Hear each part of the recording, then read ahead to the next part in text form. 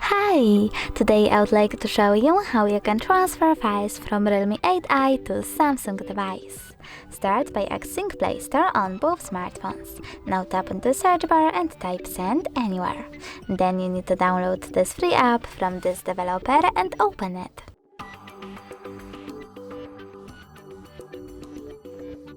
Now select I accept, confirm, continue and allow. Then do the same on Samsung.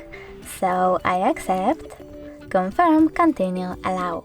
Now you have to go with send on Realme and receive on Samsung.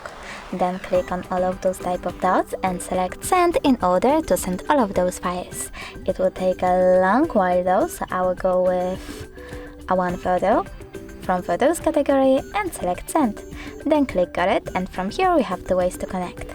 We can input this password over here and then select receive or scan QR code. If you want to scan it, click on the scanning icon on Samsung, choose while using the app or only this time, and point your camera at the code.